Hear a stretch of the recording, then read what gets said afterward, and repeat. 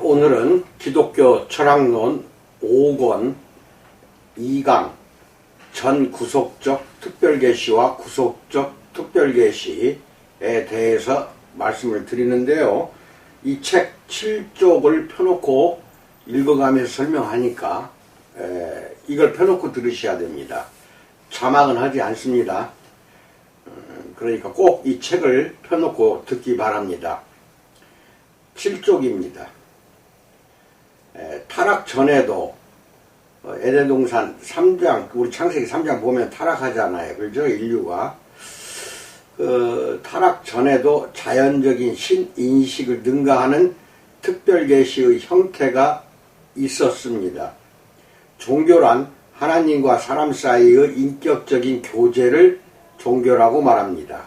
그러므로 간접적으로 교제함으로써는 하나님은 만족하실 수도 인간으로 하여금 만족하게도 하지 않으시는 것이 하나님이십니다. 간접적인 교제로는 절대 하나님과 인간 둘 모두 만족할 수 없는 겁니다. 하나님은 종교 과정을 마치 친구가 교제함과 같이 얼굴과 얼굴을 마주대는 교제 관계를 수립함 후 사심으로써 영광으로 이끌어 가시는 것이 하나님입니다. 사람의 처음 상태는 아직 확정되지 않은 시험의 상태였습니다.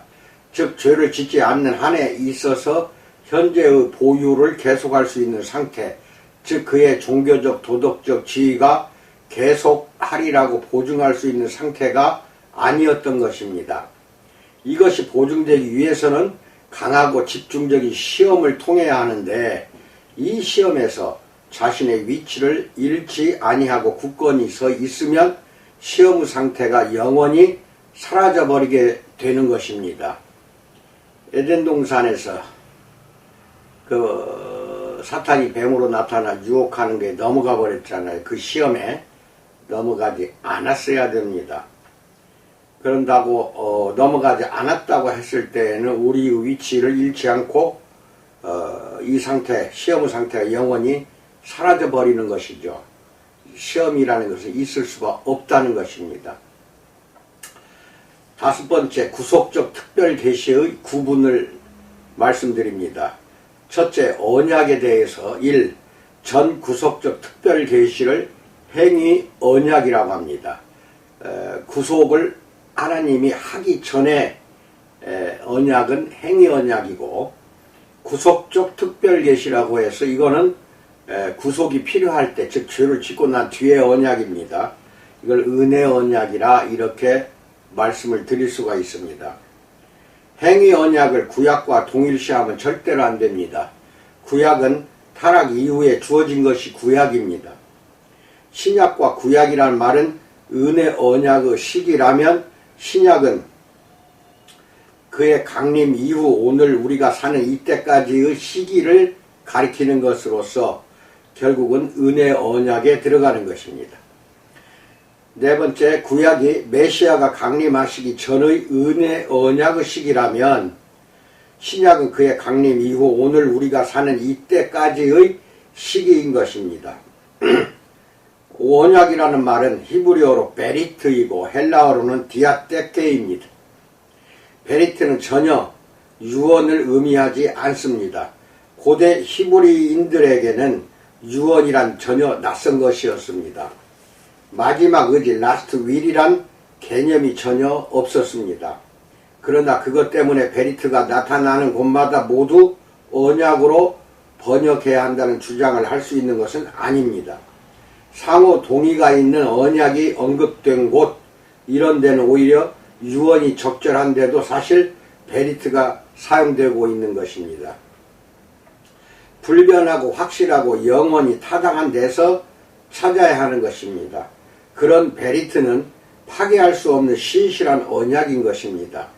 이 언약이 사람에 의해 깨어질 수 있는데 이때 그 파기는 심각한 죄악이고 그 이유는 일반적인 동의를 깨뜨려서가 아니라 그것에 의해 죄가 된 신성한 의식을 파괴한 것이기 때문에 심각한 죄악이 되는 것입니다. 디아테케에 대해서 말씀을 드립니다. 디아떼케 또는 디아타케 이렇게도 말합니다. 헬라어 디아떼케, 베리트를 이 말로 번역을 했는데 이것은 타협한 것입니다. 70인역 구약성경과 신약에 쓰여진 디아떼케라는 단어는 유언을 뜻하는데 이 말은 당대에 쓰이던 언어였습니다. 원래 의미는 어떤 이가 스스로 한 계획, 마음의 결정이었습니다. 이 말의 중요한 뜻은 유언 결정이라는 것으로 쓰여졌다는 것을 알기 바랍니다. 70인역 저자는 베리트의 상당한 번역어를 찾다 보니 히브리 성경과는 상응하지 않는 마지막 의지, 곧 유언이라는 의미를 가진 단어를 취한 것입니다. 베리트는 불변성을 표현하는 데 반해 유언, 테스트먼트는 적어도 유언자가 죽을 때까지는 가변성을 생각할 수도 있기 때문입니다. 변할 수도 있다는 것이죠. 유언이 죽기 전에는. 더구나 유언이란 단어는 유언을 한 사람의 죽음을 암시합니다. 그래서 하나님께서 취하시는 행동에 사용함이 적절하지 않게 보이는 것은 당연한 겁니다. 비록 디아떼케가 당시에는 유언을 의미하는 것이어도 원래는 스스로의 의사결정임이 당시에도 완전히 잊혀지지는 않았습니다. 유언은 죽기 전까지는 효력이 발생하지 못하는 것입니다. 참고로 히브리서 9장 16절 읽으세요.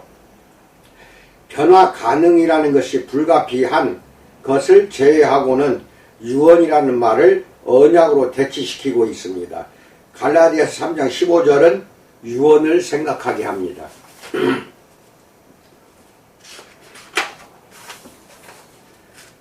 성경이 두 종류의 언약을 말할 때 옛 언약의 시기란 인간의 타락으로부터 그리스도까지의 기간이 아니라 모세로부터 그리스도까지임을 우리는 주목을 해야 됩니다.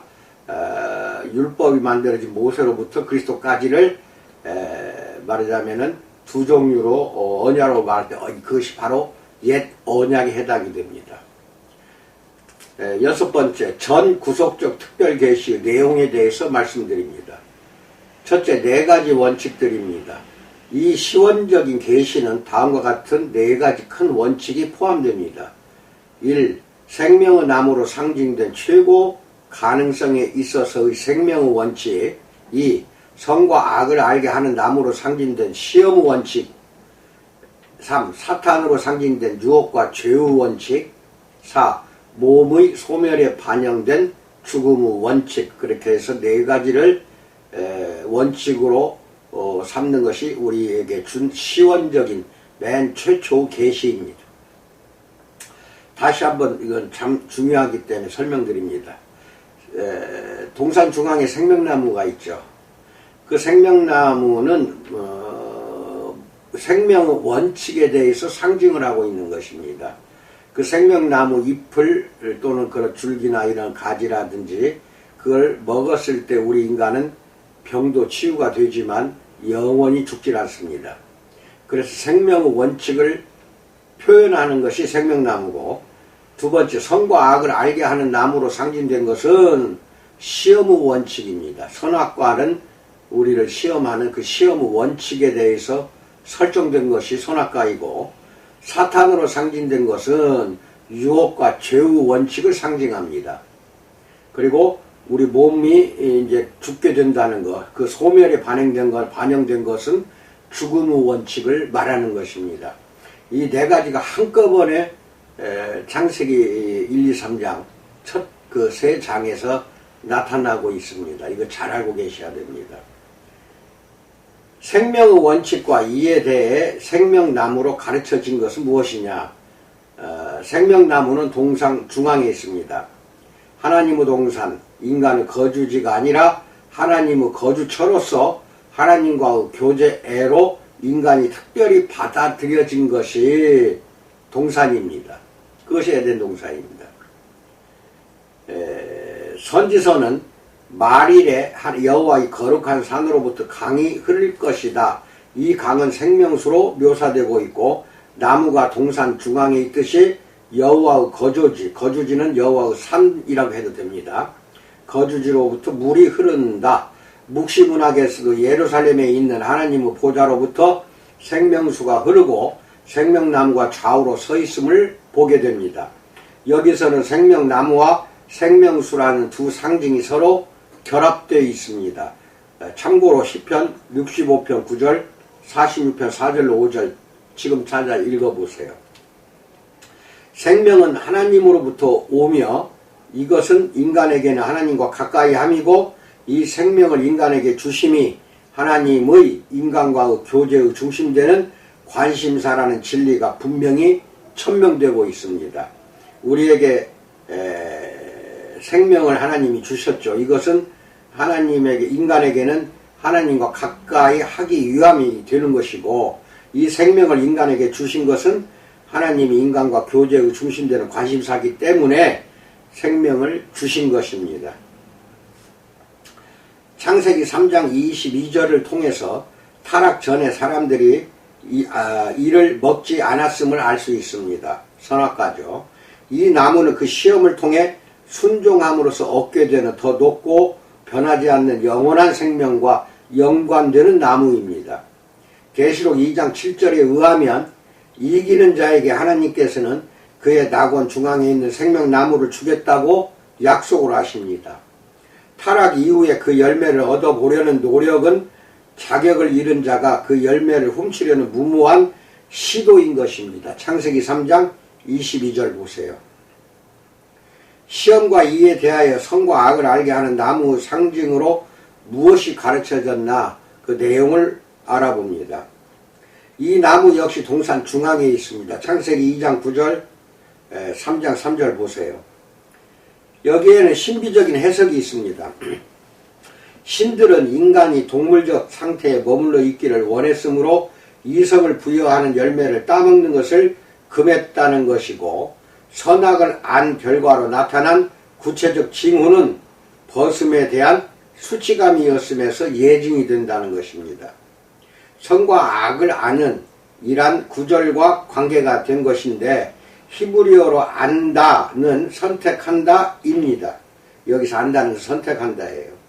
그 명칭은 선과 악의 선택의 나무가 되는 것입니다. 이는 시험나무와도 같은 뜻입니다. 선악과는 선과 악을 선택하는, 무엇을 선택하랍니까? 선입니까? 악입니까? 선택나무 또는 시험을 하는 것이기 때문에 시험나무가 되는 것입니다. 벗음에 대한 수치의식은 선택 행위에 있는 것이 아니라 그 선택한 결과에 의한 상태에 있는 것이 수치감입니다. 벗었다는 것을 처음에는 전혀 몰랐잖아요. 벗고 살았음에도. 그런데 시험에 치고 난 뒤에, 죄가 들어오고 난 뒤에 그 결과에 대한 상태가 수치심이라는 겁니다. 선택 행위에 있는 게 아니라는 것입니다. 이 나무가 선악을 알게 하는 나무라고 불리운 것은 인간 시험을 통해서 그 최상의 지복과 연관된 종교적, 도덕적 성숙의 상태로 이끄시려는 하나님이 정하신 계획 때문이었습니다. 물리적 의미가 영적 영역으로 옮겨진 것이죠. 사탄으로 상징된 유혹과 죄의 원리, 구쪽입니다. 구쪽. 시험, 프로베이션과 유혹, 템프테이션에는 차이가 있습니다. 시험과 유혹은. 그러나 이것은 한 사건의 두 측면으로서 나타납니다. 동전의 양면입니다. 이 둘이 밀접하게 연관되어 있음은 히브리어와 헬라어에서 모두 같은 단어를 사용하는 것에도 반영이 되고 있습니다. 깊이 연관되어 있어요. 시험과 유혹은. 하나님의 관점에서 시험인 것이 악한 세력에 의하여는 유혹의 요소로 이용될 수가 있는 것입니다. 차이점은 시험의 배후에는 신이 있고 유혹의 배후에는 악이 같은 자료를 가지고 자리 잡고 있다는 것입니다. 쉽게 이야기하죠. 시험 배후에는 하나님이 계시고 유혹의 배후에는 사탄이 존재하고 있다는 것입니다. 물론 하나님께서는 누구나 선한 의도를 가지고 유혹하지 않으심을 우리는 기억해야 됩니다. 야고보서 1장 13절 보세요. 절대로 선한 의도를 가지고 유혹하는 하나님이 아니시라는 겁니다. 그러나 인류와 관련된 하나님의 계획의 전체 부분으로서 시험을 주장함 또한 이것도 중요합니다. 아무런 유혹자가 없었을지라도 스스로를 위기에 놓더라도 어떤 형태로라도 시험 아래 두심은 있었을 것입니다. 선악과가 아니라도요. 비록 우리가 어떤 형태인지 추측할 수는 없다고 해도 반드시 시험 아래 우리를 둘 수가 있었고 두신다는 것도 알아야 됩니다. 외경의 지혜서 11장 24절을 보면 사탄은 시기로 죽음이 세상에 들어왔다라고 말합니다. 요한복음 8장 44절에서는 예수 그리스도가 유대인들에게 사탄은 처음부터 거짓말하는 자요 살인한 자라고 말씀합니다. 마땅히 유혹과 연관된 것들입니다. 거짓말의 아비는 처음부터 거짓말하는 자라는 뜻으로 거짓말의 아비라고 한 겁니다. 이게 입만 벌리면 거짓말하는 거예요. 유혹자의 중심 목적은 여인의 마음속에 의심을 불러일으키기만 하면 돼요. 그래서 하와가 결국은 선악과를 그 유혹을 이기지 못하고 따먹게 되는 겁니다. 의심을 불러일으키잖아요, 사탄이. 그러나 그 의심이 처음에는 순진한 종류의 것, 그 사실의 문제의 회의가 의심입니다. 하나님의 세계에 대한 심각한 불신의 감정이 혼합되어 있습니다. 유혹의 둘째 단계에서는 이 심각한 형태의 회의가 모든 외면의 허식을 벗고 노골적으로 나타납니다. 그동안 여인은 처음에 교묘히 주입된 사상 속으로 원칙적으로 들어가 있었기 때문입니다. 참으로 하나님이 뭐뭐 말라 하시더냐 하고 유혹하잖아요. 금지 자체가 실질적으로 문제된 것은 아니지만 동사는 모든 나무라는 말에는 더 심각한 문제의 시사가 나타나 있다 이겁니다. 동사 모든 나무는 먹지 말라고 하더냐? 이렇게 유혹하는 거예요.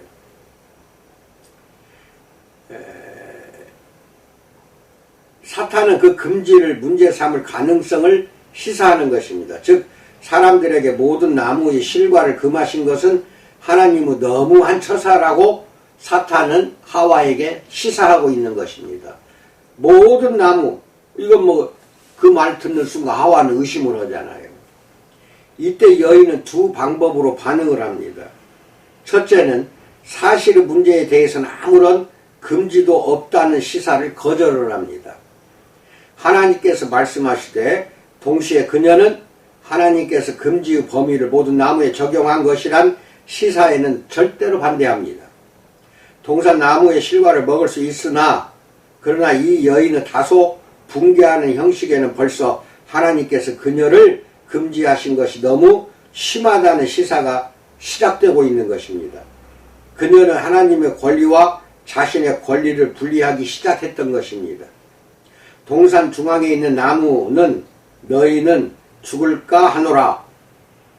이런 말씀에 의심을 갖게 이제 되는 거죠. 만짐에 대한 권리를 부정하는 이 부정확한 도입은 결국 하나님의 법이 너무 과하다는 그녀의 감정을 나타내고 있다는 것입니다. 두 번째, 너희가 결코 죽지 아니하리라. You shall surely not die. 결코 죽지 아니하리라. 반드시 죽으리라는 하나님의 말씀과 전혀 틀립니다. 하나님의 말씀에 거짓이 있음을 생각하게 하려는 의도를 보여주는 거예요. 응? 너희가 결코 죽지 아니하리라. 죽는다고 했는데. 그리고 이 유혹에서 하나님의 거짓말에 그럴듯한 이유를 덧붙임으로 하나님을 비난하는 것이 부가가 되는 겁니다. 즉 하나님은 이기심에서 거짓말을 하셨다는 것입니다. 여인은 하나님의 의도가 좋지 않고 반면 사탄은 그녀의 복지를 증진시키려는 동기를 가졌다는 생각에서 과감하게 하와는 행동을 해버린 것입니다. 하나님의 의도가 좋지 않고 사탄의 의도가 그 하와에게는 더 복지를 증진시킨다는 말로 들리는 것입니다. 이 시험에 결국 우리는 넘어갈 수밖에 없죠. 그래서 단단하게 하루하루를 깨어서 사시기 바랍니다. 이것은 오늘날도 마찬가지입니다. 유혹에 그냥 넘어가는 것이 우리의 습성이 그렇게 되어 있다는 것이죠. 특히 오전보다는 오후에는 총명과 지혜가 흐릿해지고 분별력도 약해지는 때가 오후입니다. 오후에는 진짜 유혹에 조심하시기 바랍니다. 여기까지가 2강입니다. 내일은 3강으로 들어가기로 합니다. 9쪽 아랫부분까지 제가 말씀을 드렸으니까요. 표시해 놓으세요. 9쪽 아랫부분부터는 내일 강의를 해드립니다. 이상입니다. 우리 주님의 풍성한 은혜 속에서 잘 지내시기 바랍니다. 감사합니다.